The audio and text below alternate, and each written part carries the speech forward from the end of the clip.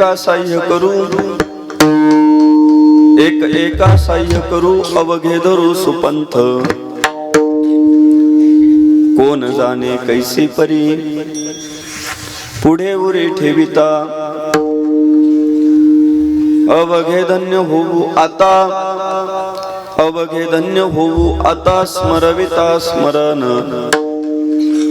कोण जाणे कैसी परी, पुढे उरी ठेविता.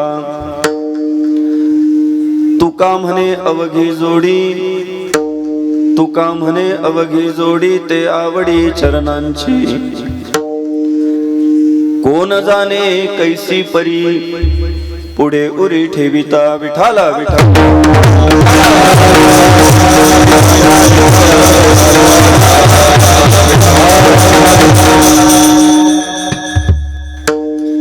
महायोग पीठे तटे भीमरथ्या, वरम पुंडरीकाय दातुं मुनींद्रैः.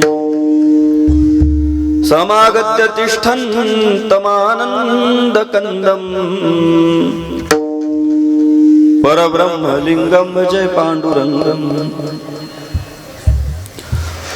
ओम नमो ज्ञानेश्वरा, करुणा करा दयाळा. तुमचा अनुग्रह लाधलो, पावन झालो चराचरी. मी कला कुसरी काहीच नेने. नको काहीच करू नको, लय भारी लागलेलं आहे साऊंड. आता बिघडलाय. मी कला कुसरी काहीच नेने, बोलतो वचने अतिभाविका. तुमचा अनुग्रह लाधलो, पावन झालो चराचरी. एका जनार्दनी तुमचा दास, त्याची आस पुरवावी. तुमचा अनुग्रह लाधलो, पावन झालो चराचरी. नमो सद्गुरु तुकया ज्ञानदीपा, नमो सद्गुरु सच्चिदानंद रूपा. नमो सद्गुरु भक्त कल्याण मूर्ती. नमो सद्गुरु भास्करा पूर्ण कीर्ती.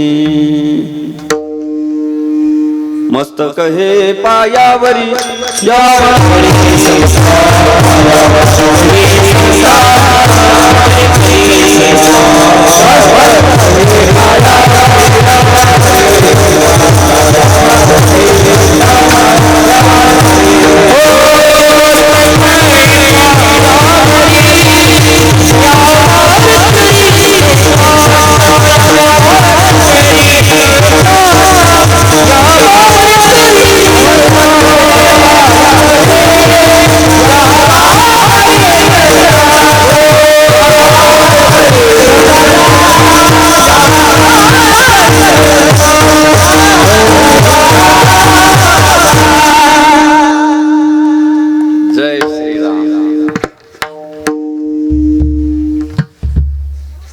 एक एका साह्य करू, एक एका साह्य करू, अवघे धरू सुपंथ.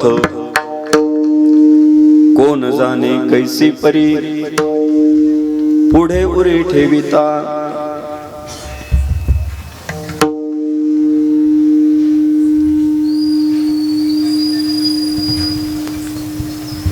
हिंदुस्थानातलं हिंदुत्व टिकवण्याचं काम जर कुणी केलं तर ते माझ्या वारकरी संप्रदायाने केलं.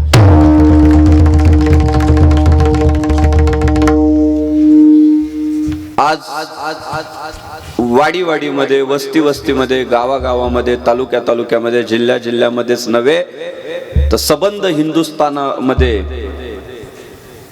हिंदुत्वाचं वारं सुसाट्याने वाहत आहे.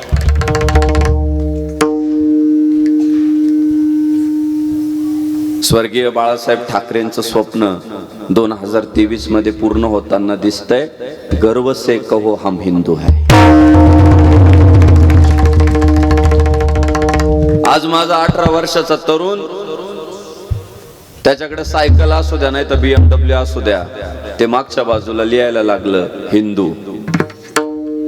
ते लिहायला लागलं, सायकलवर लिहायला लागलं, 2 व्हीलरवर लिहायला लागलं, 4 व्हीलरवर लिहायला लागलं. ते जगाला आता दाखवायला लागलं आम्ही हिंदू आहे आणि हिंदू असल्याचा आम्हाला गर्व आहे. हे स्वर्गीय बाळासाहेब ठाकरेंचं स्वप्न होतं. ते प्रत्येक भाषणात म्हणायचे, बाबांनो जगाला ओरडून सांगा, अभिमानानं सांगा की आम्ही हिंदुत्व आहे, आम्ही हिंदू आहे. स्वर्गीय बाळासाहेब ठाकरे हिंदुस्थानातला समस्त साधू समाज, वारकरी संप्रदायातील सगळी महनीय मंडळी, राजकारणातील काही मातब्बर लोक, स्वर्गीय अटल बिहारी वाजपेयी पासून तर स्वर्गीय गोपीनाथरावजी मुंडे साहेबांपर्यंत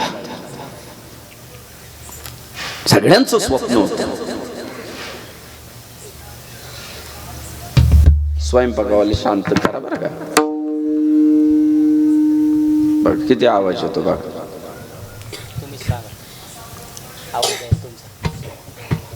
एक जण जा मोठा धाटा माणूस, किरकोळ माणसाचं ऐकणार नाही ते. आता गेले तर शांतच करून या.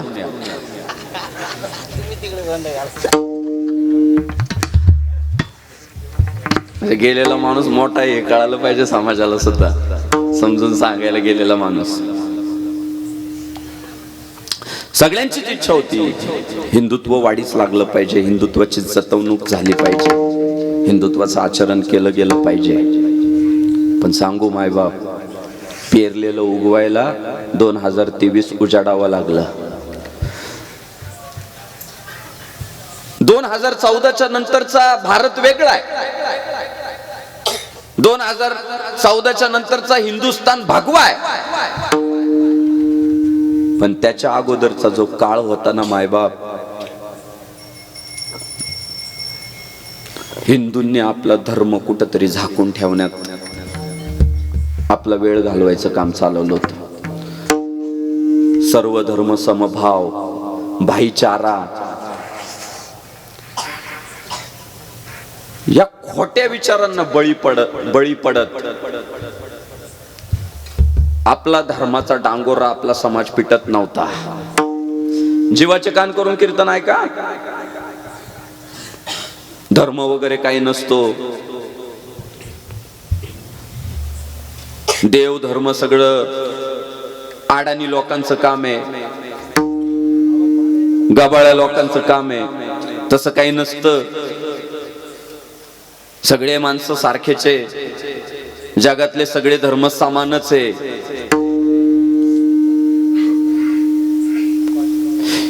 हे खोटे विचार ज्या काळामध्ये रुजवले जात होते, धर्मापासून माणसांना परावृत्त करण्याचे विचार पेरले जात होते, हिंदुस्थानाच्या बाबतीत कट कारस्थान केले जात होते. माझा मुद्दा इथं आहे, त्याही काळात माझ्या वारकरी संप्रदायानं देशभर अभिमानानं हिंदुत्व मिरवलं. अहो, आपलं हिंदुत्व आजपर्यंत जर टिकवलं कोणी, तर माझ्या वारकरी संप्रदायाने टिकवलं.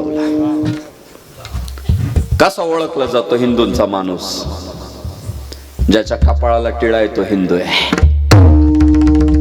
आज संग्राम बापूचा व्हिडिओ व्हायरल होतो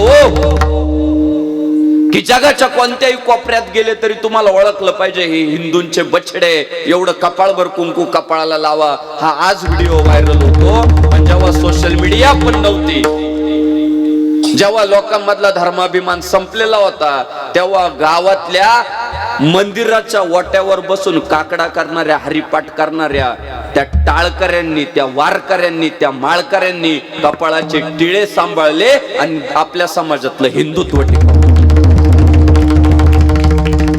कोणाला जर प्रश्न पडत असेल की या वाट्यावर बसून काकडा करणाऱ्या, हरिपाठ करणाऱ्या, टाळ घेऊन उभं राहणाऱ्या, विना घेऊन उभं राहणाऱ्या, महाराजाच्या मागे चोप घेऊन उभं राहणाऱ्या वारकऱ्यांनी केलं काय? हिंदुत्व टिकवलं.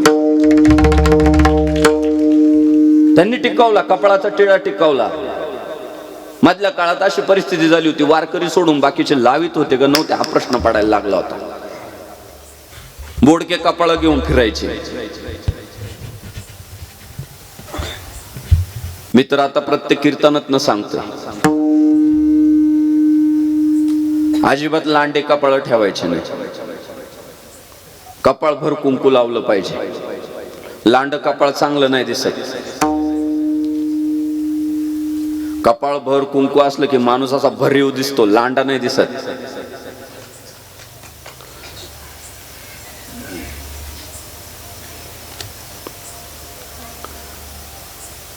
लांड कुत्रा असू द्या, लांड पीक असू द्या, लांड झाड असू द्या, खराबच दिसत. पण बहरलेलं पीक, डुलणारं झाड आणि कपाळभर टिळा लावणारा माणूस रुबाबदारच दिसतो. हिंदुस्थान लावलं पाहिजे. माझ्या तरुण भावंडांनी तर सुरुवात केली, लावतात. आज आमची पोरं, मला परवा एक 4थीतलं पोरग आलं आणि मला म्हणालं, महाराज मॅडमनी सांगितलं शाळेत टिळा लावून यायचं नाही. मी मॅडमला सांगितलं मला शाळेत ठेवायचं असेल तर माझा टिळा सहन करावाच लागल. मॅडमनी माघार घेतली, ठीक आहे लावून ये. आणि माझी तुम्हाला विनंती आहे, देश आता बदललाय.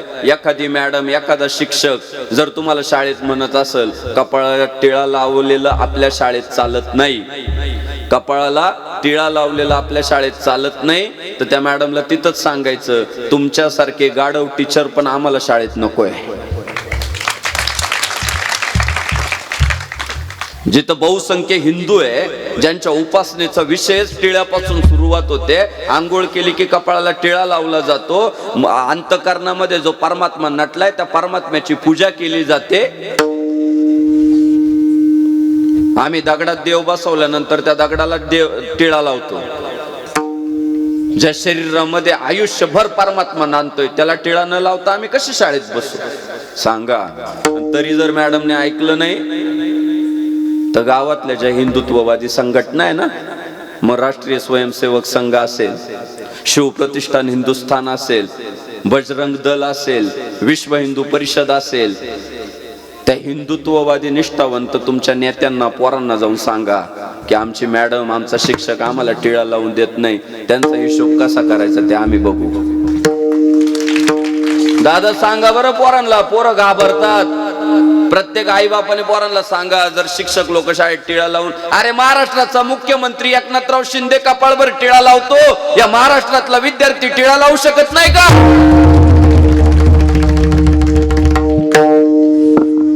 देश बदललाय, विचार बदलले. आज आम्ही ठासून म्हणू शकतो आम्ही आमच्या धर्माचं पालन करणार. पण ज्या काळात धर्म टिकवणं अवघड झालं होतं त्या काळात कपाळावरचे टिळे माझ्या वारकऱ्यांनी टिकवले. ज्या काळात भगवा ध्वज फक्त शिवजयंतीला पाहायला भेटायचा 2 दिवस, 3 दिवस, 4 दिवस, त्याही काळात माझ्या वारकऱ्यांनी खांद्यावरचा भगवा 365 दिवस खाली ठेवला नाही हो. गावच्या सप्ताहात भगवा, आळंदी पंढरपूरच्या वारीत भगवा, भजनाला बसला भगवा, काकड्याला बसला भगवा, त्याने भगवा टिकवला वारकऱ्यांनी. कपाळाचा टिळा टिकवला, खांद्यावरचा भगवा टिकवला, हिंदू धर्माची वेशभूषा टिकवली,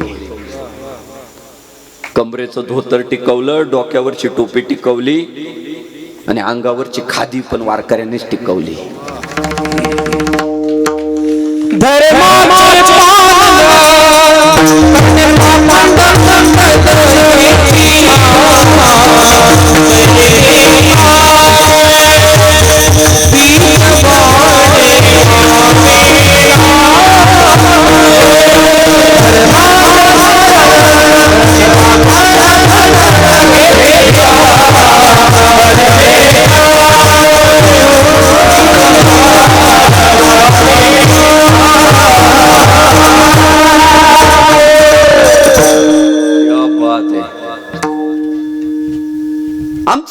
आयुष्यच त्याच्यासाठी. भगवान श्री तुकाराम महाराज सांगतात, धर्माचे पालन करणे पाखंड खंडन, हेच आम्हा करणे काम, बीज वाढवावे नाम.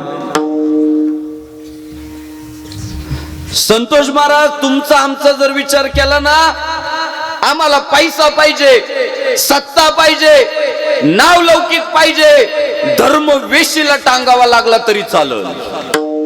अनेक गाढवांनी धर्म वेशीला टांगले सत्तेसाठी, पैशासाठी, नावासाठी. पण माझे तुकाराम महाराज आहे, पैसा गेला, प्रतिष्ठा गेली. प्रतिष्ठा कोपला पाटील गावचे हे लोक, आता माझं भीक कोण घाली.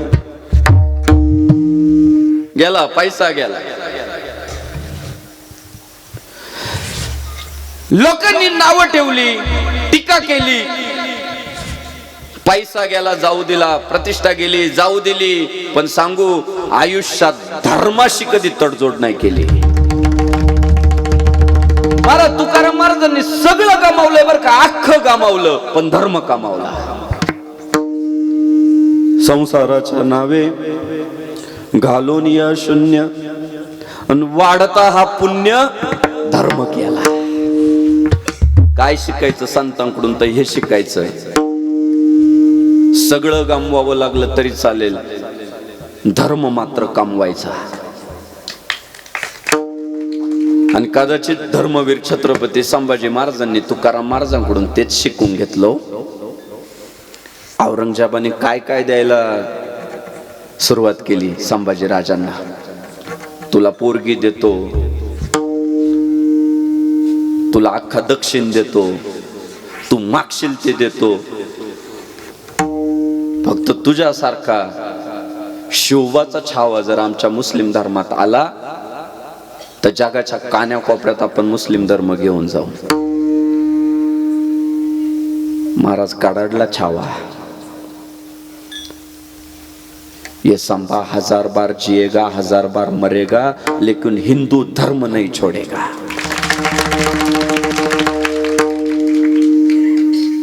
काय काय विचार असतील. आज 25,000 धर्मांतरित व्हायला लागले लोक. महाराष्ट्रातल्या अनेक छोट्या छोट्या गावांमधली लोक आता हिंदू नाही राहिली, ख्रिश्चन झाली. छोट्या छोट्या वस्त्यांमधली ज्यांचे शिक्षण नाही, ज्यांचा अभ्यास नाही, 5-25 हजार रुपये दिले ना, ते धर्मांतरित व्हायला लागले. त्यांनी संभाजी महाराजांचं जीवन डोळ्यापुढे आणावं की एवढ्यासाठीच माझ्या संभाजी राजाने अख्खी शरीराची त्वचा सोलू दिली. काकडीसारखा सोलला संभाजी राजा औरंगजेबाने. जीभ आसडू दिली, डोळ्यात सळाया घालू दिल्या, पण तडजोड नाही केली. म्हणून 2023 मध्ये तुम्हाला आम्हाला म्हणता येतं, देश धर्म पर मिटने वाला शेर शिवा का छावा था, महापराक्रमी परम प्रतापी एक ही शंभू राजा. आज माय बापांनो, पोरांना शिवाजी महाराज तर शिकवलेच पाहिजे, पण धर्मासाठी बलिदान देणारे छत्रपती धर्मवीर संभाजी महाराज शिकवलेच पाहिजे, शिकवलेच पाहिजे. औरंगजेब जेव्हा त्वचा सोलीत होता, जीभ आसडीत होता, डोळ्यात साळ्या घालीत होता ना, तेव्हा माझा संभाजी राजा मनातल्या मनात स्वतःला सांगत होता, जाऊ द्या, आज कातडी सोलली जाईल, पण माझ्या पुढच्या पिढ्या म्हणतील या पोराचा बाप हिंदवी स्वराज्यासाठी जागला, आणि छत्रपती शिवाजी राजांचा पोरगा धर्मवीर छत्रपती संभाजी राजा हिंदू धर्मासाठी शहीद झाला. एकाने आयुष्य दिलं स्वराज्यासाठी आणि एकाने बलिदान दिलं स्वराज्यासाठी. एक जगला आणि एक शहीद झाला. आणि आपली ती रीतच आहे. शिवरायांचा राज्याभिषेक झाला, धर्मवीर छत्रपती संभाजी राजांना बलिदान स्वीकारावं लागलं. का? शूर आम्ही सरदार, आम्हाला काय कुणाची भीती, आणि देवदेश अन धर्मापायी प्राण घेतलं हाती. आपली संस्कृती काय माहितीये का? एक तर जिंकायचं, नाही तर लढता लढता मारायचं. संस्कृती ती माघार घ्यायची. आपली संस्कृती नाही महाराष्ट्राची, ती परंपरा नाहीये. लढून मरावं आणि मरून जगावं हेच आम्हाला ठाव. आपल्याला काय शिकवलंय? लढायचं, जिंकायचं. नाही जिंकता आलं तर लढता लढता मारायचं, पण शेपूट घालून पळायचं नाही. ही आपली संस्कृती आहे. आणि माझ्या तरुण भावंडांना मी तर आवर्जून सांगतो, बाळांनो, 100 वर्ष कोल्ह होऊन जगण्यापेक्षा आहे ना 25 वर्ष वाघ म्हणून जगू ना. जगू ना वाघ म्हणून. कधी जन्माला आला आणि कधी मेला कोणाला पत्ता नाही. त्यापेक्षा मनोज जरांगे होऊन काहीतरी करून दाखवू ना. काय आज महाराज मनोज जरांगे ह्या स्टेपला आहे. लघवीला सुद्धा एकटा जाऊ शकत नाही. लघवीला का माहितीये? शत्रू आव असून चौ बाजूने 10 दिशांमध्ये शत्रू आहे आज मनोज जरांगेला. 10 दिशात आज कर्दन काळ झालाय तो. काय मनोज जरांगेकडे तब्येत कमी, पैसा कमी,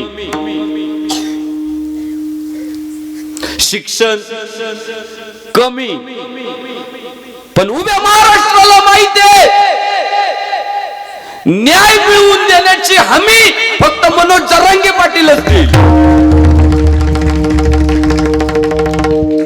उभ्या महाराष्ट्राला माहितीये की ते तडजोड करणार नाही, फितूर तर होणार नाही, लाचार तर होऊच शकत नाही. चंदू महाराज, माझ्या डोळ्यात पाणी आलं. उगीच जरांगे पाटील होता येत नाही हो. अहो, पूर्वी कधीतरी मराठवाड्यामध्ये त्यांनी शंभूराजांचं नाटक भरवलं होतं. खासदार अमोल कोल्हे त्या नाटकाचे अभिनेते होते. खर्च आवाढव्य होता. मनोज जरांगेंचं सगळं आर्थिक नियोजन हुकलं. मोठे पण घेणं सोपं नसतं. आपल्याला वाटतं सप्ताहात धावणारे पाळणारे त्यांची नावं वाटतात. अरे पण जेव्हा शेवटी हिशोब करताना कमी पडतात ना, तेव्हा खिशाला जळ सुद्धा ते धावणारे पाळणारेच देतात. ते त्यांच्या खिशाला कात्री लावतात. त्याला कमी पडतंय, त्याला कमी पडतंय. मग म्हणत नाही आता पुन्हा वर्गणी गोळा करू. नाही, ते म्हणतात आता ती जळ आपण सोसायची. जया अंगी मोठे पण तया यातना कठीण. त्याला यातना आहे. काय झालं रे? काय झालं हसायला? काय झालं?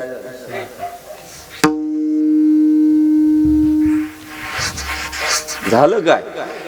एक तर तेल नाही लावले, गंध नाही लावले. उद्या तेल तरी लावून या कपाळाला.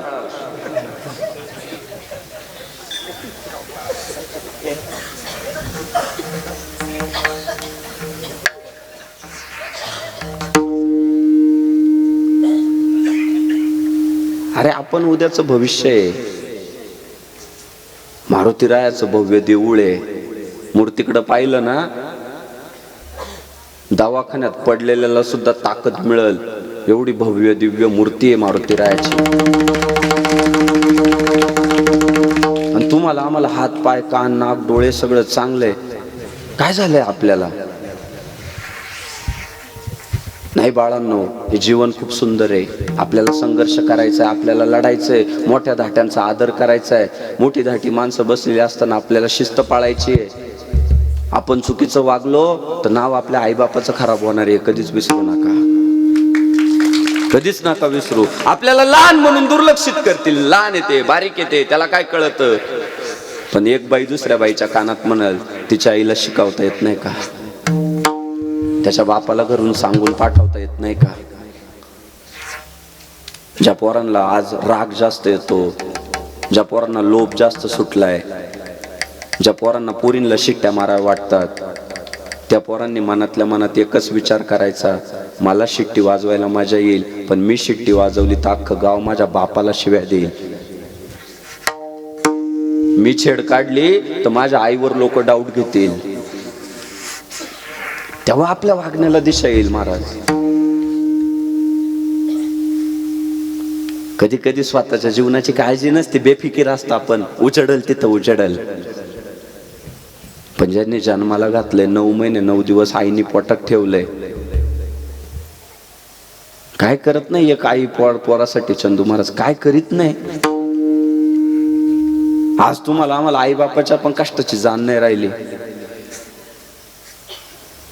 कोण आईन कोण बाप असा विचार झालाय. अरे लय उपकार आहे बाबा, म्हणून माऊलींना म्हणावं लागलं, सकल तीर्थाची धुरे जे एका माता पितरे, मातृदेवो भव पितृदेवो भव. आपला धर्म आई आणि बापामध्ये माणसं नाही बघायला लावत, हाडा मांसाचे मूर्तिमंत देव बघायला लावतात.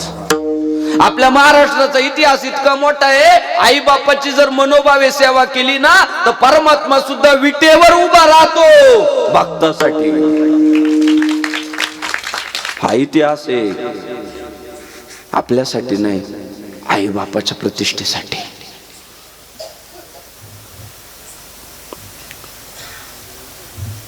परवा अभिमन्यू महाराज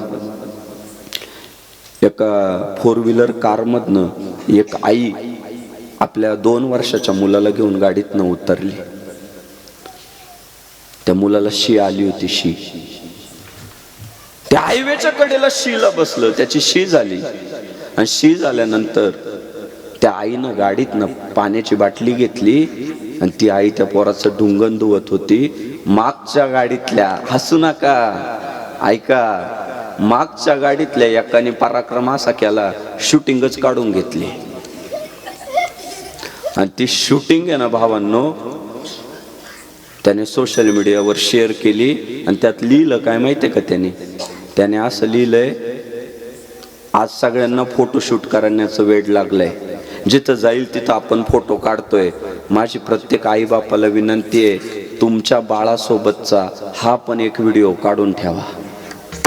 का माहितीये का? आता बाळ मोठे झाल्यावर बदलायला लागले. बाळाचं वजन वाढलं, बाळाची उंची वाढली, बाळाची ताकद वाढली की बाळ आईलाच म्हणतं, म्हातारडे तू माझ्यासाठी केलंच काय? बापाचे केस पांढरे झाले, बाप थकला का पोरग बापालाच म्हणतंय, तुम्ही आमच्यासाठी केलं तरी काय? जेव्हा एखाद्या आईला पोरगा म्हणल ना, तू माझ्यासाठी केलंच काय, तेव्हा त्याला हा व्हिडिओ दाखव, ढुंगण धुतलं ढुंगण. किती मोठा विचार आहे. अरे भावांनो, कोण नाही करत? जीवनाच्या वाटेवर ज्यांनी उन्हाळे पावसाळे पाहिले त्यांना विचारा, आयुष्यात डुंगणावर लाता मारणारे कितीतरी भेटतात. की मदत मागायला गेलो, डुंगणावर लात मारून काढून दिलं. पण जगाच्या पाठीवर डुंगण देऊन मोठं करणारी फक्त जन्मदात्रीच असते, दुसरी नाही. चांगल्या पगाराची नोकरी आहे म्हणून बायको प्रेम करेल, चांगला ट्रॅक्टर हाकितो म्हणून बायको प्रेम करेल. पण भविष्यात याचं काय होणार आहे माहित नसताना सुद्धा जीवापाड प्रेम करते, तिला आई म्हणतात. आणि तिच्यासाठी आपल्याला चांगलं वागणं गरजेचं आहे. छत्रपती शिवाजी महाराजांना विचारलं, अहो 4 बादशाह आहे तुमच्या विरोधात, एका बाजूला कुतुबशाही, एका बाजूला निजामशाही, एका बाजूला आदिलशाही, एका बाजूला मुघलशाही.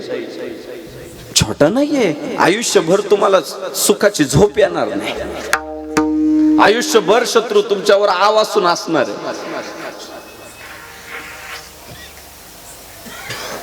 कशासाठी सगळे हे, कशासाठी हे कष्ट, कशासाठी हा त्रास?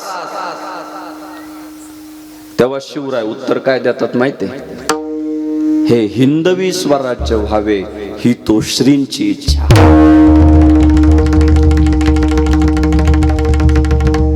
ते उत्तर देतात, हिंदवी स्वराज्य झालं पाहिजे ही माझ्या आईची इच्छा आहे. हिंदवी स्वराज्य म्हणजे एका आईची केलेली सेवा आहे की माझ्या आईची इच्छा पूर्ण करायची. म्हणून हिंदवी स्वराज्य जोपासावं लागेल, वाढवावं लागेल. गांभीर्य तुम्हाला आम्हाला आलं पाहिजे. धर्माशी तडजोड नाही केला. आणि वारकरी संप्रदायाने मात्र सगळं गेलं तरी चालेल, धर्म टिकला पाहिजे. जगद्गुरु भगवान श्री तुकाराम महाराज धर्म टिकावला. सगळं गमवू द्या. आणि या वारकरी संप्रदायाने आजपर्यंत महाराज सगळा धर्म असा टिकवून ठेवला. संतांचे अभंग असतील, ओव्या असतील, विचार असतील, वाटचाल असेल, सगळं सगळं टिकवून ठेवलं. आणि 2023 मध्ये तर तुम्हाला सांगतो, श्री क्षेत्र रायर गावामध्ये वारकरी संप्रदायाला सुवर्ण दिवस आले याची प्रचिती येते. काय वारकरी संप्रदाय आज फुललाय महाराज, काय साजलाय वारकरी संप्रदाय.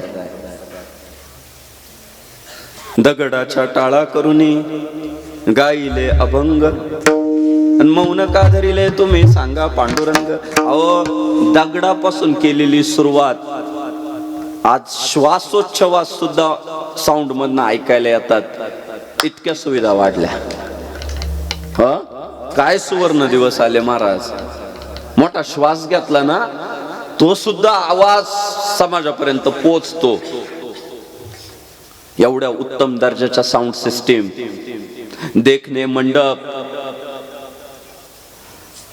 रायर गावाचं कौतुक केलं पाहिजे. 5-6 हजार लोकसंख्येचं गाव आहे, पण फक्त काल्याच्या दिवशी बुंदीन भात नाहीये, तर 8ही दिवस 5ही पक्वान्नाच्या पंगती आहे. चूल बंद आमंत्रण आहे. घरी स्वयंपाक करायचे नाही. काय दिवस आले बघा ना. पोटभर नाही, इकडं असतं का. जोरात अन्नदान सुरू आहे. सुविधा आहे, व्यवस्था आहे. बोललेला हवेत जाणार नाही तर ते कॅमेऱ्यात कैद होणार आहे. कधी आठवण आली काय काय. आणि सांगू तुम्हाला, त्या उत्सवाला साजेशे शोभतील असे गायक वादक सुद्धा या मंडपात आहे. ही गावची श्रीमंती आहे. संतोष महाराज एवढे एवढे सुवर्ण दिवस आले ना महाराज. मला आठवतं लोक म्हणायचे, चाल संपली ना का मग जाऊ. काय म्हणायचे लोक, चाल संपली की आपण जाऊ. आणि तरुण तर इकडे दिसतच नव्हते, पाहिजे तेवढे, जेवढे हवे तेवढे. आज माझे भजन सम्राट अभिमन्यू पांचाळ गात होते, माझे भजन सम्राट मित्र संतोष महाराज वाघ गात होते. आणि महाराष्ट्रातला मृदंगामधला मार्तंड म्हणून ज्याला ओळखलं जातं, ते वारकरी संप्रदायाचे वैभव हरिभक्ती पारायण चंदू महाराज पांचाळ वाजवत होते ना, तेव्हा माझ्या 18 वर्षातले तरुण त्यांच्या मोबाईल मध्ये व्हिडिओ शूटिंग काढत होते. हे वारकरी संप्रदायाचं सौंदर्य. ऐकायला लागली आता पोरं सुद्धा, त्यांना कळायला लागलं. त्यांना जाणवलं की संगीत है शक्ति ईश्वर की, हर स्वर में बसे है राम, रागी जो सुनाए रागिनी तो रोगी को मिले आराम. संगीतात शक्ती आहे. आणि हे भगवान श्री तुकाराम महाराजांनी सुद्धा ओळखलं होतं. तुका म्हणे येथे भजन प्रमाण, काय थोरपण जाळावे ते म्हटले. बाकी तुमच्या गप्पा गोष्टी फेका तिकडं. तुमचं मोठेपण, तुमचं अस्तित्व ढाकला. काय करू. गायनाचे उडे आपुलिया छंदे मनाचा आनंद.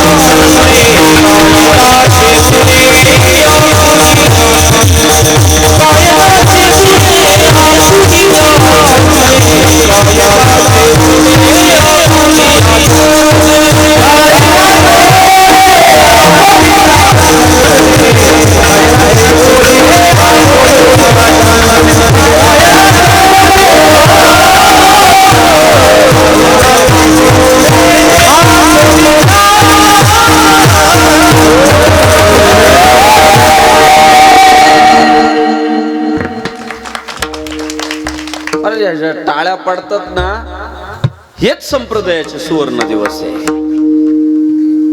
की कळतंय.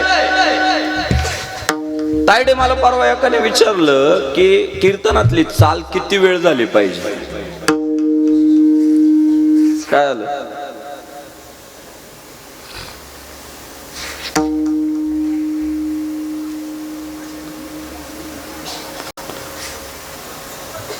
परवा मला एकानं विचारलं कीर्तनातली चाल किती वेळ झाली पाहिजे. त्याचं उत्तर इतकं गोड आहे, गाणारा मनापासून गातोय आणि ऐकणारा देहभान विसरून ऐकतोय, असा माहोल तयार झाला की किती पण वेळ चालू द्या, किती वेळ चालू द्या. का? जेणेकरून अंतरी मूर्ती ठसावी श्री हरीची, आणि ऐसे कीर्तन मर्यादा आहे संतांच्या घरीची. गाणारा गोड गातोय, भाविकांच्या अंतकरणातला सत्वगुण जागा होतोय, आनंदाचं भरत येत आहे, ऐकणारा तल्लीन होतोय. होऊ द्या ना किती वेळ, काहीच अडचण नाही. काल मला ढाले गुरुजींनी कानात विचारलं, बापू चाल किती वेळ म्हणू. मला मेल्याहून मेल्यासारखं झालं हो. अहो, आयुष्य या लोकांनी संप्रदायासाठी घालवले आणि आज कीर्तनकाराला विचारताय चाल किती वेळ म्हणू. म्हटलं झालं काय? नाही म्हटलंय, आता असं चाललंय की चाल इतक्याच वेळात झाली पाहिजे, तितक्याच वेळात झाली पाहिजे. म्हटलं ज्याला चांगलं गाता येतं आणि ज्याला चांगलं ऐकता येतं त्याच्यासाठी हा नियम नाहीये, हा नियम नाहीये. आज संतोष महाराज गाताय, अभिमन्यू महाराज गाताय, वाटतंय ते संपव, ते चाललं पाहिजे. प्रॉब्लेम काय झालाय माहितीये का? आता कोणतरी म्हटलं चक्रधार गायले पाहिजे, चक्रधार वाजवले पाहिजे का नाही वाजवले पाहिजे. ज्याला शास्त्र कळतं ना आणि ज्याला त्या वादनातून आनंद देता येतो ना, त्याने वाजवलंच पाहिजे, त्याने वाजवलंच पाहिजे. सरगम म्हटल्या पाहिजे का नाही म्हटल्या पाहिजे. ज्याला शास्त्र कळतं, ज्याला अभ्यास आहे, ज्याला त्या ऐकायला गोड वाटतं, त्याने गायलं पाहिजे. प्रॉब्लेम काय झालाय माहितीये का? ज्यांना जमत नाही ते ट्राय करायला लागले आणि वातावरण कर्कश व्हायला लागलं, म्हणून मोठी माणसं चिडायला लागली. खरं सांगतो तुम्हाला, ढाले गुरुजींनी सरगम म्हटलंच पाहिजे, रविबा पवारांनी सरगम म्हटलंच पाहिजे, अभिमन्यू पांचाळांनी म्हटलंच पाहिजे, संतोष महाराज वाघांनी म्हटलंच पाहिजे, महेश महाराज बगुरे गुरुजींनी म्हटलंच पाहिजे, ओंकार महाराज जगतापांनी म्हटलंच पाहिजे, चंदू महाराज पांचाळांनी वाजवलंच पाहिजे, भरत महाराज पाटडेंनी वाजवलंच पाहिजे, आसाराम महाराज साबळेंनी वाजवलंच पाहिजे. का? यांच्या वाजनातून एक आनंद निर्माण होतो, एक उत्साह तयार होतो. इतरही अनेक आहे, सगळ्यांची नावं एका कीर्तनात घेणं शक्य नाही. ज्यांच्या सरगम कानाला गोडवा देऊन जातात त्यांनी खूप गायलं पाहिजे. तो आपल्या संप्रदायाची पद्धतच आहे. पण झालंय काय माहितीये का? ज्याचा अभ्यास नाही ते पण चक्रधार टाकायला लागलं. मग काय माहितीये का? समेव धा धा धा धा धा धा धा धा धा, लोक वायताकायला लागले, मोठे कीर्तनकार त्याने वायताकायला लागले. ज्यांचा अभ्यास आहे त्यांनी खूप केलं पाहिजे, काम ताकदीने केलं पाहिजे. त्याची गरज आहे, खूप गरज आहे त्याची. ते आनंदाचं साधनच आहे. सरगम सुद्धा ज्यांच्या गोड लागत नाही ना, ते उगीच उगीच इतका आटापिटा करतात, इतका आटापिटा करतात, ते कानाला गोडच लागत नाही. फक्त ते गातात म्हणून आम्ही गायलं पाहिजे, हा जो आट्टा असे ना तो चुकीचा आहे. ही मंडळी महाराज आनंद देण्यासाठी जन्माला आली आणि आम्ही आनंद घेण्यासाठी. आज वारकरी संप्रदाय. बरं चंदू महाराज, माझा अभ्यास सांगतो तुम्हाला, तुमच्यासारखी मोठी माणसं वाजवायला असली ना की उगीच साऊंड वाल्याला सारखं चालू नाही राहत, वाढव वाढव वाढव वाढव. माझं प्रामाणिक मत आहे, गायकाला 50%, कीर्तनकाराला 50% जर असेल तर वादकाला आवाज 20% असला पाहिजे. तेव्हा आहे ना स्टुडिओ सारखं वातावरण तयार होतं पूर्ण मंडपात. आणि ही सगळी मोठी वादक चंदू महाराजांपासून तर आता आमच्या तरुण पिढी जेवढी आहे ना नावाजलेली, ती कधीच आवाज वाढवून घेणार नाही, उगीच आवाज तो. कारण त्यांना त्यातलं शास्त्र माहिती की गोडवा कधी तयार होईल. पण जे परवाच कीर्तन वाजवायला लागलं ना, ते जर वाढवलं नाही तर डायरेक्ट हात काढून घेत. मग ते साऊंड वाला म्हणतं आता काय करावं. आता साऊंड वाला म्हणतो बाबा तुला घ्यायचा तेवढा घे. त्याने काय होतं माहितीये का? गायक काय म्हणतोय ते तुम्हाला ऐकायला येत नाही, गायकाला ऐकायला येत नाही. वादक काय, कीर्तनकार काय म्हणतोय ते त्याला ऐकायला येत नाही. अख्ख्या कीर्तनात नुसता बकवास, धाक धाक धाक धाक. चिडणार नाही? मग मोठी माणसं चिडतील ना, त्यांना वाईट वाटेल ना, राग येईल ना त्यांना. नाही. आणि जाणत्या लोकांना हे समजलंय, जाणती लोक ते सगळे पद्धती पाळताय. कीर्तनकाराचं सुद्धा स्टेज आहे ना 1 फूट उंच, एवढं स्टेज खूप आहे. उगीच कीर्तनकार 4-4 फूट वरती नेऊन ठेवतात. अरे तो काय तमाशा आहे का? कीर्तनकार हा माणसातला प्राणी आहे. तो जितका जवळून बोलल तितका संवाद चांगला होईल. उगीच कुठेतरी लांब उभा करायचा आणि बस बोलत, त्याला एक्सप्रेशन कळत नाही, लोकांचे भाव कळत नाही, काही समजत नाही. कीर्तनकाराला स्टेजची गरजच नाही. कीर्तनकार माणसात उभा राहतो, कीर्तन करतो. गावागावांमध्ये या चुकीच्या गोष्टी व्हायला लागल्या की मग मोठी माणसं चिडचिड करतात. पण वारकरी संप्रदायाने मात्र या सगळ्या संघर्षाला सामोरे जात जात जात जात जात जर काय टिकवलं तर हिंदुत्व टिकवलं. आणि ते असं टिकलं दादा, भगवान श्री ज्ञानेश्वर महाराजांनी संस्थापना केली. ज्ञानदेवे रचिला पाया, उभारिले देवालया. भगवान श्री ज्ञानेश्वर महाराजांनी पाया रचला. आणि का वारकरी संप्रदाय 5200-700 वर्ष झाले टिकून आहे माहिती आहे? त्याचं एकमेव कारण आहे, या वारकरी संप्रदायातला माणूस स्वतःला मोठा म्हणत नाही तर पुढच्याला मोठा म्हणतो. ज्ञानियांचे राजे सगळ्यांना माहिती आहे की महाविष्णूचा अवतार आहे. महाविष्णूचा अवतार सखा माझा ज्ञानेश्वर, साक्षात भगवंताचे अवतार आहेत. पण असे ज्ञानेश्वरी सांगायला बसले, म्हणता आलं असतं तुम्ही अज्ञानी मी ज्ञानी आहे, तुम्ही येडे मी शान आहे. म्हणता आलं असतं, स्वतःला मिरवून घेता आलं असतं. माऊली काय म्हणतात माहितीये? प्रभू तुम्ही महेशाची मूर्ती, मी दुबळा अर्चित से भक्ती. आणि मनोनी बेल जरी गंगावती तरी स्वीकार आल की. माऊली म्हणतात ओ तुम्ही महेशाची रूप आहे आणि मी जे आता ज्ञानेश्वरी सांगतो ना हे तुम्हाला अर्पण केलेलं बेल आहे, बेलपत्र आहे. ते काही का असे ना तुम्ही बेलपत्र म्हणून स्वीकार करा. एवढा विनय माऊलींच्या ठिकाणी आहे. मग जर श्रोत्यांना महेशाची रूप म्हणजे शिवाची रूप म्हटलं गेलं असेल तर शिवानी किती शिवासारखं वागलं पाहिजे. तुम्हाला आम्हाला देवत्व दिले. आता बसलेली माणसं माणसं नाही, मुलं नाहीये, मुली नाहीये, देव आहेत. आमच्यासाठी तुम्ही ईश्वराची रूप आहेत. माऊली म्हणतात तुम्ही मोठे, मी तुमची सेवा करतोय. आणि बघा चंदू महाराज किती 2 तास ज्ञान पाजाळा, किती पाकिट घ्या, किती भारी गाडीत या, किती चमकणारे कपडे घाला, पण सगळं झाल्यानंतर शेवट काय म्हणणं आहे माहितीये का? बोलिलेले कुरे वेडी वाकुडी उत्तरे, करा क्षमा अपराध महाराज तुम्ही सिद्ध. हे ज्याचे 10 फॉलोवर्स आहे त्यालाही म्हणावं लागतं, ज्याचे 2 लाख फॉलोवर्स आहे त्यालाही म्हणावं लागतं. काय वेड वाकडं बोललो गोड करून घ्या, ही संप्रदायाची रीत आहे म्हणून संप्रदाय टिकला. इथं छाती फुगवून नाही चालत. इथं मार्ग दावूनी गेले आधी दयानिधी संतते, आणि तेनेची पंथे चालू जाता न पडे गुंता कोठे काय.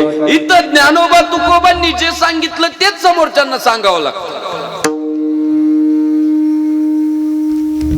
किती संग्राम बापू तावात तावात आला तरी भजन करताना ज्ञानोबा तुकाराम, ज्ञानोबा तुकाराम असंच म्हणावं लागतं का नाही? उद्या संग्राम बापू म्हटलं नाही बा माझे फॉलोअर्स वाढले, आता ज्ञानोबा तुकोबा बाद झालं. संग्राम बापू भंडारे पाटील, लोक म्हणतील जा ना घरी लवकर, का मी वाटलं चालेल ते. मागेही चाललं नाही, आजही चालणार नाही, पुढेही चालणार नाही. हा संप्रदाय संतांचा होता, संतांचाच राहील. कीर्तनकार कलाकार येत राहतील जात राहतील. विठ्ठल विठ्ठल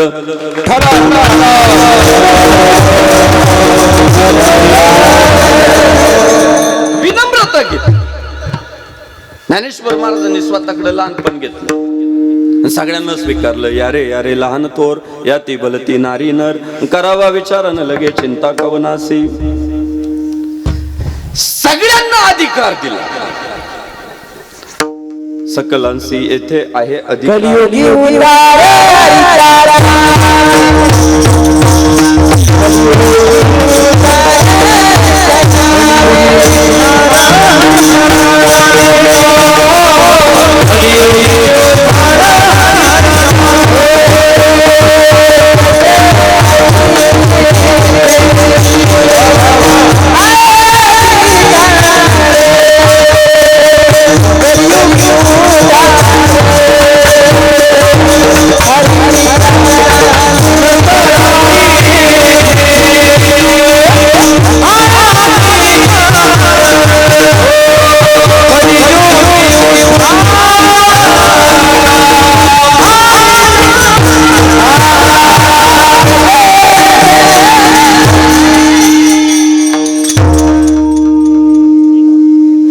जय श्रीराम. सकलांसी येथे आहे अधिकार, कलियुगे उद्धार हरीच्या नावे. आपले सप्ताह सुद्धा जे टिकून येते यामुळेच टिकून आहे. सगळे या.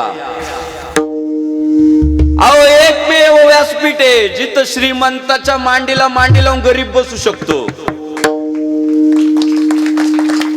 बाकी दुसऱ्या बैठकांमध्ये पोरांनो बाहेर व्हा, गरिबांना प्रवेश नाही, महिलांचं काय काम आहे. पण एकमेव मंडप आहे, सगळे बसू शकता. बऱ्याचदा सरपंच स्टेजवर राहील आणि बाकीचे खाली राहतील, पण एकमेव मंडप आहे, सरपंचाच्या मांडीला मांडी लावून पराभूत झालेलं बसतंय. हा झाला असेल पराभव, मांडीला मांडी लावून दोघं इथं सारखेच आहे. पंढरीच्या लोका नाही अभिमान, पाया पडे जन एकमेका. अहो तिथून ही परंपरा आहे, त्यामुळे टिकलंय, शास्त्र आहे महाराज. काय ज्ञानेश्वर महाराजांनी ते पेरलं. पुढं ज्ञानेश्वर महाराज समाधीस्थ झाले. मायबापांनो काळ आला, नामदेव महाराजांनी मोठ्या प्रमाणात विस्तार केला. नामातयाचा किंकर अंजयने केला हा विस्तार. पंजाब पर्यंत वारकरी संप्रदायाची पताका घेऊन नामदेव महाराज त्या काळात गेले. नाचू कीर्तनाचे रंगी, ज्ञानदीप लावू जगी. नामदेव महाराजांनी मोठ्या प्रमाणात विस्तार केला. नामदेव महाराजांचा कार्यकाळ संपतो आणि पुढे चालून जन्म होतो मराठवाड्यातल्या पैठण क्षेत्रातल्या शांती ब्रह्म एकनाथ महाराजांचा. भानुदासाचे कुळी, महाविष्णूचा अवतार. महाविष्णूचा अवतार पैठण मध्ये जन्माला येतो. वारकरी संप्रदायातील सर्वात मोठी ग्रंथ संपदा ही शांती ब्रह्म एकनाथ महाराजांनी निर्माण केली.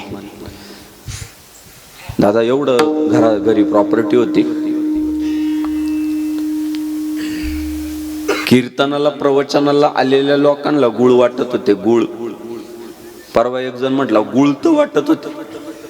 म्हणजे 2023 मध्ये गुळाला किंमत नाही राहिली. कुणी गुळ घ्यायला. अरे तसं नाहीये बाबा, तेव्हा गुळाला लय किंमत होती. तेव्हा गुळ वाटणं म्हणजे 2023 मध्ये डॉमिनोज पिझ्झा वाटल्यासारखं आहे. सोपं आहे का ते. महाराज फॅमिली घेऊन जायचं म्हटलं तरी अंगावर काटा येतोय. आणि त्यात बच्चे कंपनी घेऊन गेलो 3,000 फटकाचे.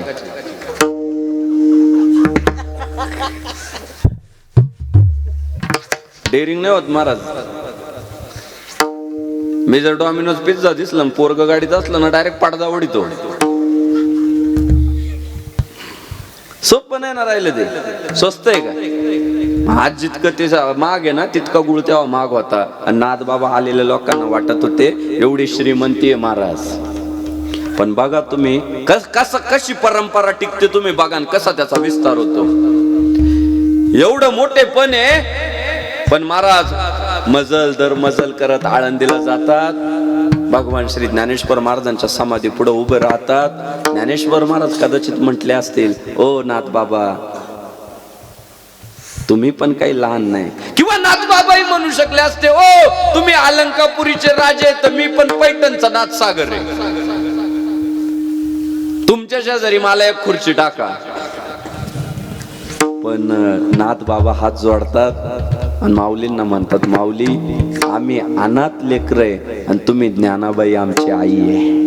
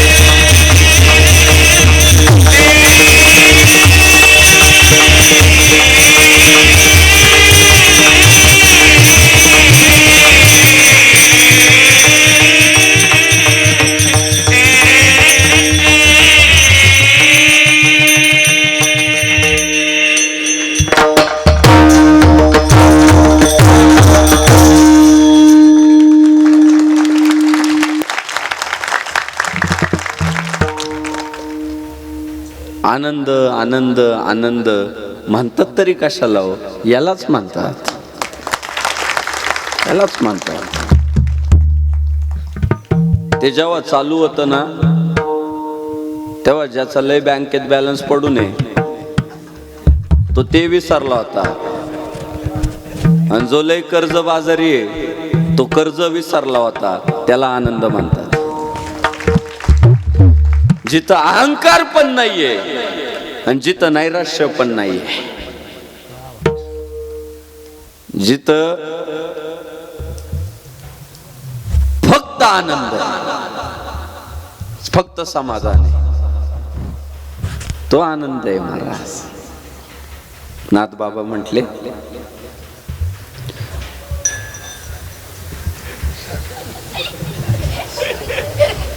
काय झालं माहितीये का, तुमची चूक नाही, मी शांतता प्रिय माणूस आहे, प्रॉब्लेम माझा आहे. परवा मला एक मित्र म्हटलं सुद्धा की तू थोडा सभागृहातल्या मंत्र्यांकडून काहीतरी शिक ना म्हटले. एवढा गोंधळ चालू राहतो सभागृहात तरी मंत्री ओरडू वरडू त्याचं मत मांडितोच. किती गोंधळ, किती बाकीचे काही डिस्टर्ब करत राहतात, त्रास देत राहतात, नको नाही ते तसं नाही असं नाही, तरी हा म्हणतो नाही नाही अध्यक्ष महोदय, म्हणत का नाही, म्हणत का नाही अध्यक्ष महोदय. हा तर तेच करावं लागणार आहे म्हटलं.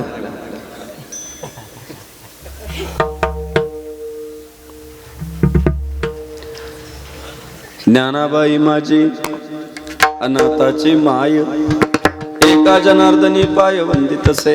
भगवान श्री नाथ बाबा ज्ञानेश्वर महाराजांना हात जोडतात, म्हणतात माऊली काय आम्ही अनाथ लेकरं म्हटले, तुमच्यामुळं सणात झाला, तुमच्यामुळं आमच्या अंतःकरणात ज्ञानाचे दीप प्रज्वलित झाले. काय झालं, ते नातं घट्ट झालं, त्या नात्याला एक वजन प्राप्त झालं. महाराज पहिल्याच भेटीत तुम्ही म्हटले मी आहे, आणि समोरचा म्हटला मी पण मी आहे, काय होईल, दोघं वेगळे झाले. तो त्याच्या अहंकारात, हा त्याच्या अहंकारात, पण दोघही जेव्हा प्रेमानं एकत्र आले, ना मोठ्या जवळ अहंकार आहे न लहान्याजवळ कमीपण आहे. लहान मोठ्याला मोठा म्हणतोय, मोठा लहान्याला मोठा म्हणतो, काय होईल, नातं घट्ट होईल. ते झालं, संतांनी ते केलं. तुम्ही आम्ही खेळी मेळी गदारोळी आनंदे, का हो का एकट्याचा नोहे खेळ म्हणून मेळ मेळवी. मला एक सांगा, आज तुम्ही एवढे ताकदीचे गायक वादक आणले, कथाकार मोठे आणले, पण ही लेकरच जर आली नाही तर त्याच्यात आनंद आहे का? खरं सांग.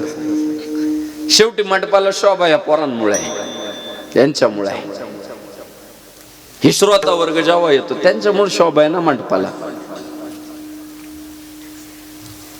म्हणजे काय, सगळ्यांना एकत्रित येणं गरजेचं आहे. पुढे तुकाराम महाराज आहे, कळस, भक्ती मंदिराचे कळस तर इतका मोठा आहे महाराज. तुकाराम तुकाराम नाम घेता का पेय, नाव घेतलं तर यमाला तर कप सुटावा, एवढं तुकाराम महाराजांचं अस्तित्व आहे. पण अभिमन्यू महाराज ते सुद्धा आळंदीला येतात आणि ज्ञानेश्वर महाराजांना म्हणतात, तुम्ही ज्ञानियांचे राजे, ज्ञानियांचे गुरु आहे, आणि आम्ही जर काय असू तर तुमच्या पायातली चप्पल आहे, पायातली चप्पल पायात बरी आहे.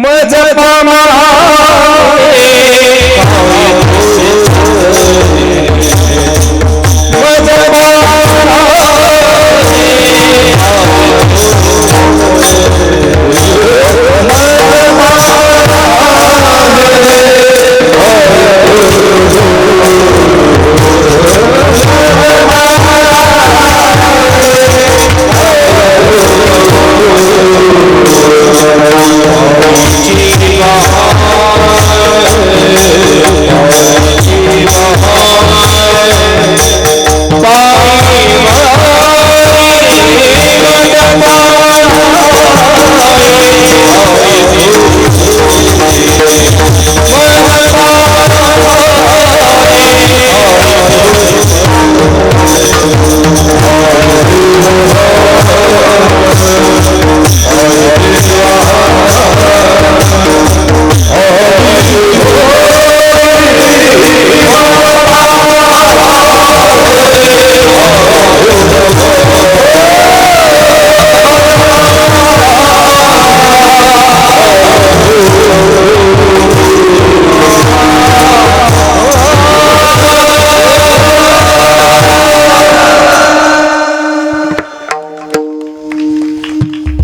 तुकाराम महाराज स्वतःला आहे ना चप्पल म्हणून घेतात, चप्पल.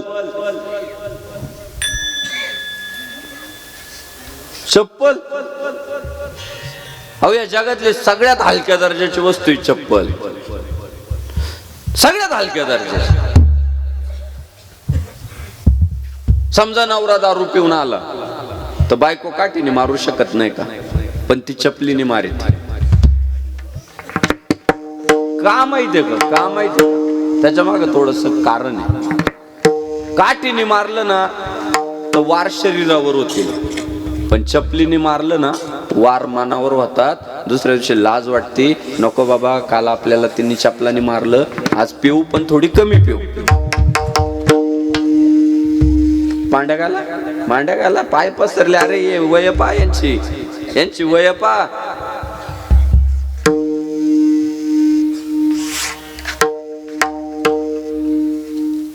अजून लग्न व्हायचे, पोरं व्हायचे, आताच आपण पाय पसरायला लागलो. म्हातारे झालो काय आपण? अरे सिंहाच्या जबड्यात घालीन हात मोजीन दात, ही जात मर्द मराठ्याची आहे.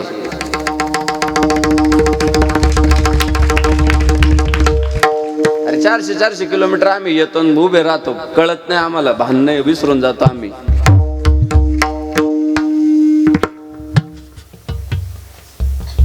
ते वय बघा, विना घेऊन उभे बघा. 50+ आहे. 50+ आहे का नाही दादा? आहे ना 50+. बघा त्याच्यात काय माहितीये का, आमची चूक नाही होत, तुम्ही आम्हाला कुरकुरे खाऊ घालून राहिले. या पिढीला आहे ना कुरकुरे माहित नव्हते, यांनी दुधात भाकरी चुरून खाल्लेले आहे. आम्हाला तुम्ही ना दुधात भाकरी नाही चुरून देते, आम्ही रडायला लागलो का तुम्ही लॉलीपॉप देताय घेऊन.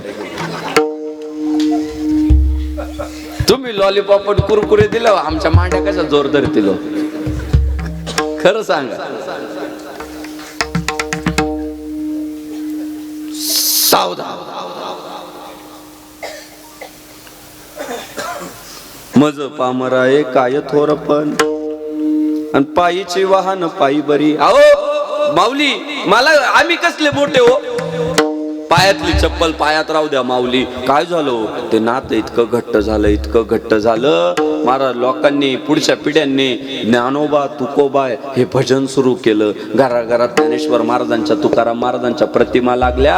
आज त्यांना माणसं मानायला तयार नाही लोक. देवते संत, देवते संत, निमित्त त्या प्रतिमा. आज महाराष्ट्राच्या मनावर अधिराज्य करणारे झाले ज्ञानोबा राय, नाथ बाबा, तुकाराम महाराज, संत शिरोमणी नामदेव महाराज, संत शिरोमणी सावता महाराज, गोरोबा काका. ही माणसं मराठी मनावर अधिराज्य करायला लागली का? या सगळ्यांनी एक पंगत धरली, या सगळ्यांनी एकमेकाचे हात हातात धरले. आणि 400 वर्षापूर्वी तुकाराम महाराज तोच संदेश तुम्हाला आम्हाला द्या.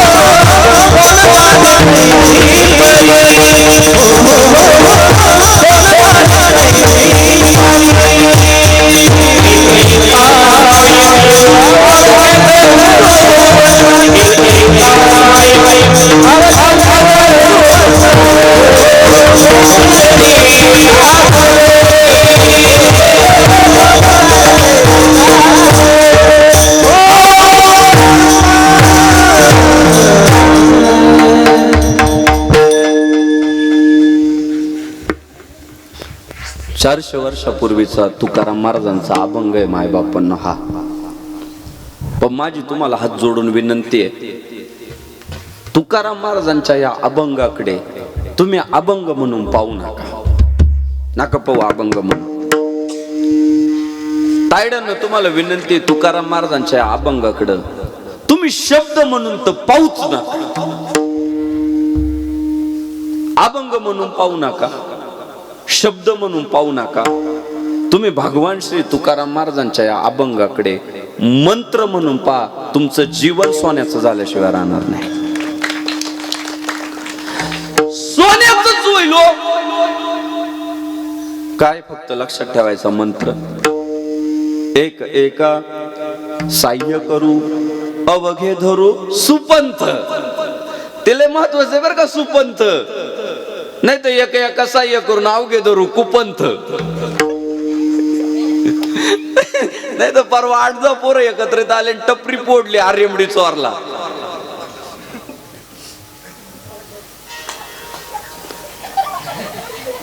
परवा 2-4 जण एकत्रित आले, एक एका साह्य करू अवघे रात्रभर पित बसू. वाव द्या पॅक वर पॅक, पॅक वर पॅक, पॅक वर पॅक. तुकाराम महाराजांनी तो सुपंथ शब्द जो टाकला ना, तो खूप महत्वाचा आहे. तो लक्षात ठेवणं महत्वाचं आहे. आणि जर महाराज ही वज्रमूठ जर घराघरात बांधल्या गेली ना, की मुलीने आईचे, सुनाने सासूचे, बहिणीने बहिणीचे, मैत्रिणीने मैत्रिणीचे हात हातात धरायचे आणि चांगलं काम काय सुरू करता येईल याचा विचार करायचा. नाही तर मैत्रिणीने मैत्रिणीला मदत केली पळून जायला.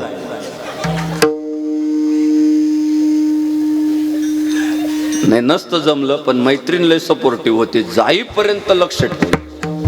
मी तर म्हणतो एखादी पोरगी पळून गेली ना गावातली, पहिली मैत्रीण हाना, तिनेच कार्यक्रम वाजवलेला आहे.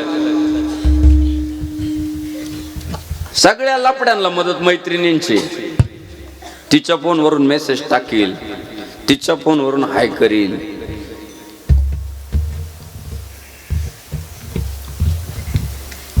अहो पुण्यश्लोक अहिल्यादेवी होळकर झाल्या, देशातलं हिंदुत्व टिकलं, देशातल्या मंदिरांचा जीर्णोद्धार केला, नद्यांच्या काठी घाट उभे केले आणि आयुष्यभर शिवलिंग हातात धरलं. हिंदुत्व टिकलं देशातलं, पुण्यश्लोक अहिल्यादेवी होळकरांमुळे.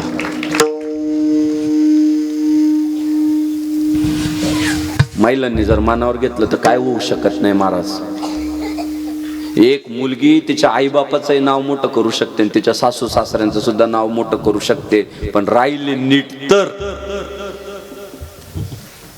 कारण 8वीत डोळे जास्त लागायला लागले. आता 8वीत प्रॉब्लेम सुरू झाले. आता सध्या आईबापाची जर जबाबदारी काय,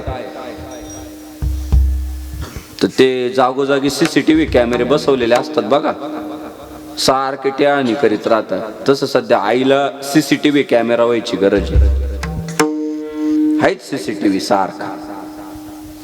बापाला सुद्धा तुम्ही सुद्धा पोरांना फटकावलं पाहिजे योग्य वेळी. तुम्ही जर नाही फटकावलं योग्य वेळी तर वेळ निघून गेल्यावर त्यांना गाव फटकावणार आहे. मग गावाने फटकावण्यापेक्षा आधी बापांनी फटकावून नीट करा ना पोरांना. काय करायचे लाड. मैत्रिणींनी एकत्रित येऊन बचत गट सुरू केला. काय झालं, घर श्रीमंत झालं. मैत्रिणींनी एकत्रित येऊन हरिपाठ पाठ केला. काय झालं, धर्म टिकला. सासू सुनांनी एकत्रित येऊन चेहरे प्रसन्न ठेवले. नवरा जास्त कष्ट करायला लागला. सध्या हा जो वर्ग आहे ना, हा बाहेरच्या कटकटीने जास्त बेजार नाही. आईची बाजू घेऊ का बायकोची बाजू घेऊ याने जास्त बेजार येतो. तुम्ही जर त्याला बेजार नाही ना केलं, जास्त दोघी न भांडण करता, तर ते 10,000 कमवित असेल ना, तर पुढच्या महिन्यात 20,000 कमविल. पण त्याची कोंडी काय झाली माहितीये का, आईचं ऐकावं का बायकोचं ऐकावं, ते त्याच्यातच बेजार राहते जास्त. आणि त्यातली त्यात माझं सगळ्या सासवांना सांगणं आहे की तुम्ही कोणाशी कसंही वागा, पण सुनाशी नीटच वागावं.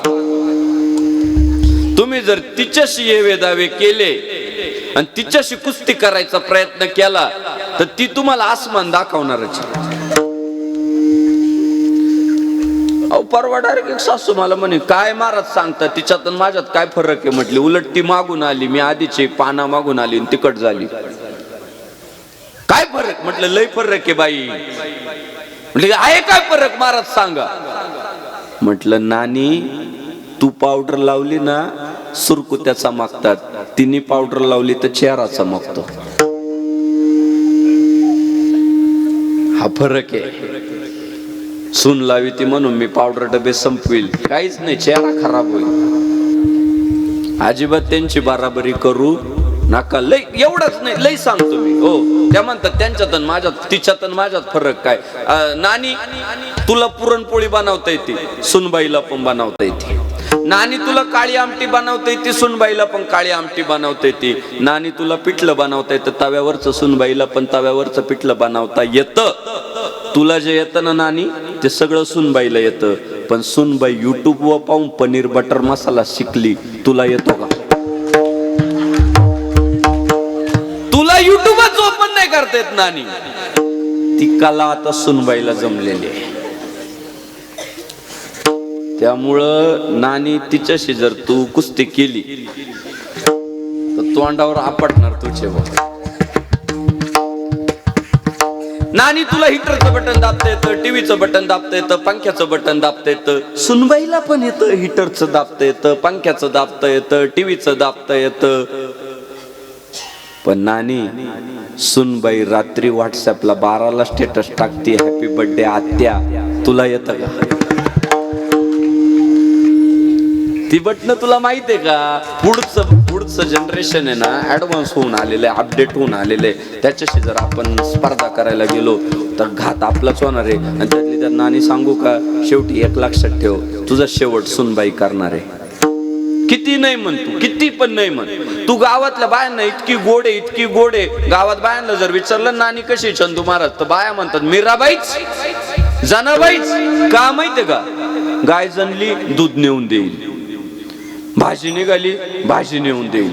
पापड्या केल्या, पापड्या नेऊन देईल. आणि त्यामुळं मैत्रिणी खुश आहे ना गावातल्या. नानी प्रत्येक वेळी नवीन काही ना काही आणून देते. मैत्रिणी म्हणतात नानी म्हणजे मीराबाईच.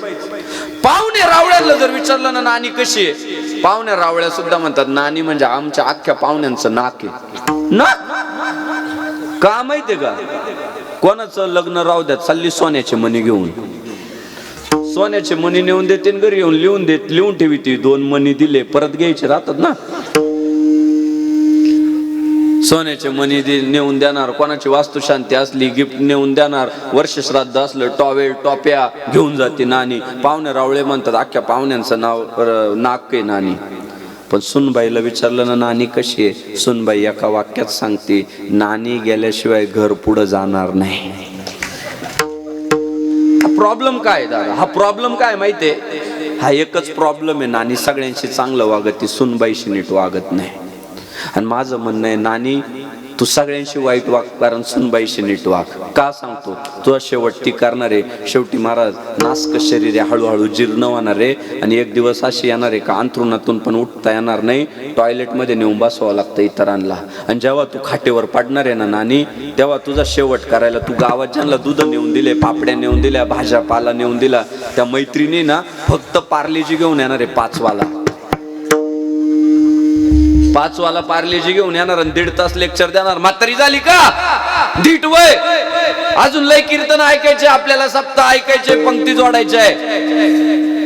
धीट वय तू 1.5 तास लेक्चर देणार आणि 1.5 तासाने म्हणणार जाऊ का मी? गेली तुमची मैत्रीण, गेली निघून. दुसरी तुमची एक भामटी नातेवाईक आहे, तुमची पोरगी, ती तुला भामटी आहे. दादा, नानी खाटावर पडली ना, मोजून 3 दिवस येते, 3 दिवस. आणि 3 दिवस एवढी उठा ठेव करते भाऊजाई देखत नानीची. नानी पापड्या भाजू का? नानी उपीट बनवू का? नानी शिरा करू का? नानी कोरा चहा करू का? कॉफी करू का? 3 दिवस एवढी उठा ठेव करते भाऊजाई देखत नानीची, आणि 4थ्या दिवशी हळूच म्हणते, नानी तुझे हाल पावत नाही ग, पण दीदीचे पेपर चालू झाले कालपासून, टिफिन बनवून द्यायला कोण नाही, मला जावं लागल. गेली तुमची भामटी नातेवाईक, 3 दिवस लाड करून गेली निघून. घरात राहिली कोण नानी तुम्हीच सांगा. जिला आयुष्यभर आपण पाण्यात पाहिलं ना, ती सुनबाईच राहिली. आणि महाराज ती सुनबाईच शेवटी ना अशी खांदे धरी ती टॉयलेट मध्ये नेऊन बसवायला. नानीचे असे खांदे धरी ती, आणि तिला सगळा भूतकाळ आठवतो की आता खाटावर पडली, आजारी पडली, शरीर साथ द्यायना, शरीर साथ द्यायना म्हणून गोगलगाय झाली. जेव्हा अंगात बळ होतं तेव्हा कशी कशी वागली माझ्यासोबत. माझ्या नवऱ्याला माझ्याबद्दल काय काय सांगितलं, किती वेळा मला नवऱ्याचा मार खाऊ घातला. माझा सासरा मला बाई बाई बाई करायचा, तर सासऱ्याचे सुद्धा कान भरले. सासऱ्याचं माझं बोलणं बंद करून टाकलं. माझा दीर वहिनी वहिनी करायचा, दिराला सुद्धा सांगितलं ती चांगली नाही, बोलू नको तिच्यासोबत, आणि सगळ्यांशी माझी दुश्मनी करून दिली. आणि ते सगळं आठवल्यावर ती हळूहळू नाही नेत नानीला टॉयलेट मध्ये, फरफटीतच नेते ती म्हातारीला, चला ना म्हणते. आणि मग तुमच्या आमच्यासारखा माणूस तिथं असला ना की मग त्याला असं वाटतं की या घरात म्हातारीवर लय अन्याय होतोय. खरं सांगू तुम्हाला, म्हातारीवर अजिबात अन्याय होत नाही. म्हातारीचा भूतकाळ लय वाईट आहे, तुम्हाला आम्हाला माहीतच नाही. तुम्हाला आम्हाला माहीतच नाहीये की तिने ज्या काळात प्रेम द्यायला पाहिजे होतं, ज्या काळात परिवार जोडायला पाहिजे, सगळा परिवार जोडून ठेवण्याची ताकद कोणात येतं, ती सासू.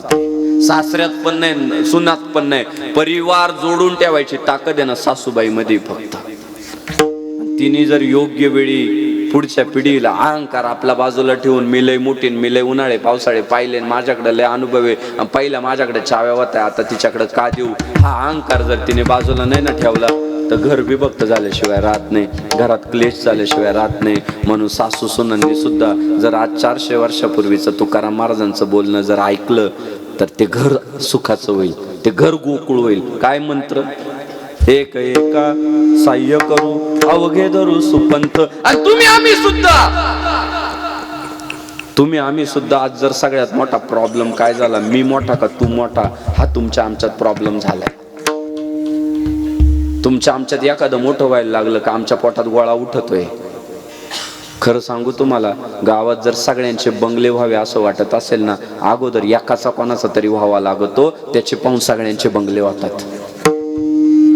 अरे आपल्या दारात फुलं पडावी असं वाटत असेल ना, फुलाचं झाड शेजाऱ्याच्या अंगणात आधी लावावं लागतं, मग ती फुलं आपल्या अंगणात पण पडतात. दुर्दैव असं झालंय, आपल्यातलं एखादं मोठं व्हायला लागलं ना, पोटात गोळा उठतोय, मोठेपणच पावत नाही. मला परवा एकाने विचारलं, महाराष्ट्र पुढे जावं असं वाटत असेल तर काय केलं पाहिजे? म्हटलं पाय वडायचे बंद केलं पाहिजे आणि हात वडायला सुरुवात केली पाहिजे.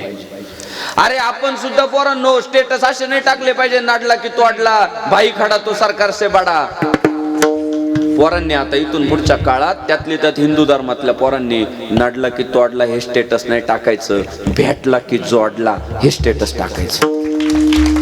की आम्हाला माणूस एकदा भेटला की तो आम्ही आयुष्यासाठी जोडून ठेवतो, माणसांची एक फौज तयार करतो. अरे फुलाला फुल लावलं की फुलांची फुलमाळ तयार होते, दिव्याला दिवा लावला की दिव्यांची दीपमाळ तयार होते, आणि माणसाला माणूस जोडत गेलं की माणुसकीचं सुंदर नातं तयार होतं. प्रेमाने जोडलेली 4 माणसं, त्यासाठी लागणारे 2 गोड शब्द, हे भांडवल ज्याच्या जवळ असतं तो जगातला सर्वात श्रीमंत माणूस आहे. सर्वात श्रीमंत. संगे शक्ती कलियुगे. कलियुगाची ताकद काय माहितीये पोरांनो, ऐका, कलियुगाची ताकद काय माहितीये? कलियुगामध्ये तुमच्या खिशात किती पैसा आहे काही किंमत नाही, तुमचा बाप दुसरा कोणतरी आहे. कलियुगात तुमच्या व्यक्तिगत अंगात किती ताकद आहे काही किंमत नाही, तुमचा बाप दुसरा कोणतरी आहे. पण कलियुगात तुमच्या एका फोनवर किती पोरं गोळा होतात ना, याला किंमत आहे. त्यालाच किंमत आहे की तुम्ही तुमची फौज किती उभी केली. आज आमचा सगळा प्रयत्न काय चाललाय की इथून पुढच्या काळामध्ये आपल्याला एक वज्रमुठ बांधावं लागल. मराठा, वंजारी, सुतार, कुंभार जाती जातीत न भांडता हिंदुस्थानाचं अस्तित्व टिकवण्यासाठी इथून पुढे आपल्याला माळी, वंजारी, सुतार, कुंभार, ब्राह्मण, मराठा या जातीत विभागले न जाता हिंदू म्हणून एकत्र यावं लागणार आहे. त्याच्यासाठी आज आमचे प्रयत्न चालू आहे की जाती जातीत जर भांडत राहिलो तर हिंदुस्थान कधीच टिकणार नाही. जेवढ्या वेळा हिंदुस्थान पारतंत्र्यात गेला त्याला कारण एकच, परकीयांनी जाती जातीतच भांडणं लावले. आणि तुम्ही आम्ही जाती जातीत भांडत राहिलो आणि परधर्मीय लोक इथं येऊन बाप झाले. म्हणून आज आपल्याला जर वज्रमुठ सगळ्यांना काय बांधावं लागणार आहे ना, तर जातीयवाद पहिला फेकून दिला पाहिजे आणि हिंदू म्हणून एकत्र आलं पाहिजे. हिंदूने हिंदूला विरोध करता कामा नये, अजिबात करता कामा नये.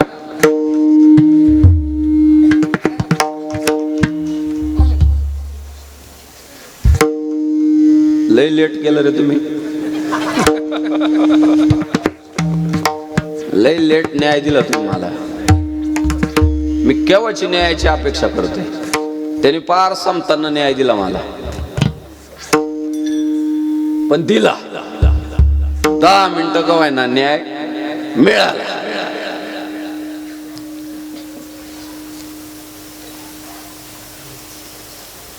सुंदर गाव आहे.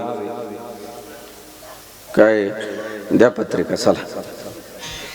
जय श्रीराम. श्री नृसिंह भगवान व चक्रधर स्वामी तसेच श्री संत बाळगीर महाराज यांच्या कृपाशीर्वादानं श्री हनुमंतराया व लक्ष्मी माता मंदिराच्या वर्धापन दिनानिमित्त अखंड हरिनाम सप्ताह, भव्य दिव्य श्री रामकथा सोहळा मौजे श्री क्षेत्र राहेर तालुका नायगाव जिल्हा नांदेड येथे संपन्न होत असलेला हा अखंड हरिनाम सप्ताह, सप्ताहाचं 16व्या वर्ष, 16व्या वर्षातील दुसऱ्या दिवसाची कीर्तन रूपी सेवा माझ्याकडे दिली. समस्त श्री क्षेत्र राहेर वासियांचे मी अत्यंत मनापासून आभार व्यक्त करतो. आणि तुम्हाला एक सांगतो, मात्र जाता जाता कोणाला घाबरा नाही तर नका घाबरू, तेवढा माझ्या मारुतीरायाला घाबरा. कारण त्याची गादा अशी चालती, आवाज तर येत नाही पण काम 100% करीत. ती गादा महाराज अशी साधू संतांचा अपमान केला, वडीलधाऱ्यांचा अपमान केला, मोठ्या धाट्यांचा अपमान केला, तर ती गादा अशी ढुंगणाव बसल ना, परत उठणार नाही बरं. आणि हा अनुभव सगळ्यांना आहे बरं, गावात आहे बाहेर आहे, सगळ्यांना अनुभव येतो. जागृत देवस्थान आहे महाराज, एकमेव देवस्थान आहे तालुक्यातलं की 365 दिवस ब्रह्मरुंदांच्या हस्ते त्या मूर्तीचा अभिषेक होतो. तिथं जो छाती काढून गेला ना, त्याचा कार्यक्रमच वाजवलेला आजपर्यंत. आणि जो रामाचा म्हणून गेला ना, त्याला कडेवरच घेतलेलं आहे मारुतीरायाने. भारत का बच्चा बच्चा जय जय श्रीराम बोलेगा. माझी सगळ्यांना विनंती आहे, मारुतीराया पुढे जायचं, जय श्रीराम म्हणायचं. आणि आता सगळ्यांनी एकत्रित येऊन दर शनिवारी, महाराष्ट्रभर सुरू झालं बरं का अण्णा ते, दर शनिवारी आपले हिंदुत्ववादी पोरं एकत्र येतात आणि काहीतरी टाइमपास करत रील्स पाहत न बसता ती पोरं एकत्र येऊन मारुतीरायाच्या मंदिरामध्ये हनुमान चालीसाचा पाठ करायला लागले. नाही 7 दिवस शक्य, पण पोरांनो उद्यापासून तुम्ही सगळे कपाळाला टिळा लावणार, भेटलेल्या माणसाला जय श्रीराम म्हणणार आणि दर शनिवारी यांना हनुमान चालीसा द्या, प्रत्येकाला द्या काल्याच्या दिवशी. आणि दर शनिवारी सगळ्या पोरांनी एकत्र यायचं आणि हनुमान चालीसाचा पाठ करायचा. बघा गावातलं हिंदुत्व कसं वाढलं. महाराज शक्तीचे आणि बुद्धीचे, मुलींनी सुद्धा गेलं तर काहीच हरकत नाही. दर शनिवारी आपण सुद्धा हनुमान चालीसा केला पाहिजे, म्हणजे आपल्याला दुर्बुद्धी होणार नाही आणि मारुतीराय आपल्यावर लक्ष ठेवतील. तर हनुमान चालीसाचा पाठ दर शनिवारी तुम्ही आम्ही सगळ्यांनी सुरू केला पाहिजे. गावोगाव ते चालू झालं बरं का आता. आणि दुसऱ्या दिवसाची कीर्तन रूपी सेवा आज माझ्याकडे आली. विशेषतः आजचं कीर्तन सौजन्य ज्यांचं आहे ते या राहेर गावाचं वैभव व गावातील पोलीस तर मराठ्यामुळे लाठीचार्ज नसता झाला, आरक्षणच मिळालं असतं. आणि ते मिळणारे मनोज जरांगे पाटलांसारखा एक अत्यंत कडवं नेतृत्व, मॅनेज न होणारं नेतृत्व सध्या त्या सगळ्या आरक्षणाचं प्रतिनिधित्व करतंय. तुम्हाला आम्हाला सगळ्यांना एक विनंती आहे, आयुष्यात आपल्याला मोठं होता नाही ना आलं, समजायचं आपलं प्रारब्धाचा प्रॉब्लेम आहे, पण एक मात्र आपण करू शकतो, जो मोठा आहे ना त्याला साथ देणं. एवढं तर आपण करू शकतो. जो चांगलं काम करतोय त्याला साथ देणं ते तुमच्या आमच्या हातात आहे. तर मनोज जरांगे पाटलांना आपण साथ देऊ. 20 जानेवारी 2024 ला मनोज जरांगे पाटलांच्या आंदोलनाचं पुढचं पाऊल म्हणजे भारताची आर्थिक राजधानी मुंबई नगरीमध्ये आझाद मैदानामध्ये जाऊन ठाण मांडून बसायचंय. तुम्ही आम्ही होईल तशा पद्धतीने. तुका म्हणे सत्य कर्मावा साह्य घातली अभय नारका जाणे या न्यायाप्रमाणे तुम्ही आम्ही सगळे या आरक्षणाच्या मुद्द्याला पाठिंबा देऊ, ताकद लावू अशी प्रार्थना करतो. सगळ्या पोलीस पाटील परिवार, नरावडे पाटील परिवार व हंबर्डे पाटील परिवाराच्या मनापासून आभार व्यक्त करतो. कीर्तनाच्या निमित्तानं हरिभक्ती परायण रामायणाचार्य सुनील